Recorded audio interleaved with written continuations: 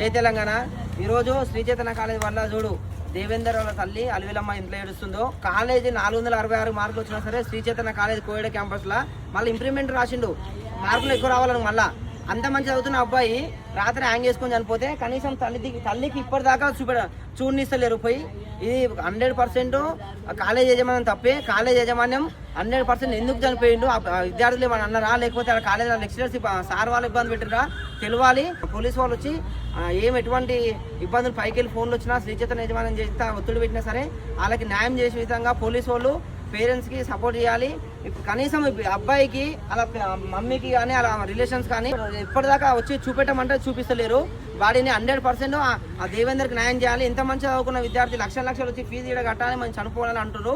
ప్రతి ఒక్కరికి తల్లిదండ్రులకు గుర్తు చేస్తున్నాము, మీ పిల్లలకి ఎక్కడ ఇంట్రెస్ట్ ఉంటే అక్కడ జాయిన్ చేయండి. మీ ఇలాంటి కాలేజ్ నారాయణ శ్రీ చైతన్య కాలేజ్ మొన్ననే చనిపోయింది ఒక అమ్మాయి, పూజారెడ్డి అనే అమ్మాయి చనిపోయి 20 రోజులు కాలే. ఇప్పుడు మన మాధపూర్లో చనిపోయింది పూజారెడ్డి అమ్మాయి.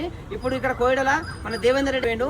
ఇలాంటి పిల్లలు ఎంతో మంది చనిపోతున్నారు. బయటికి రానియకుండా ఈ కాలేజీలో జాయిన్ చేయొద్దు. శ్రీ చైతన్య కాలేజ్ మరి కోయిడ క్యాంపస్లో అయితే టార్చర్ పెడుతున్నారు. 100% విద్యార్థికి న్యాయం చేస్తాక ఇన్నే ఉంటాం. కాలేజ్ ధర్నా చేస్తాం.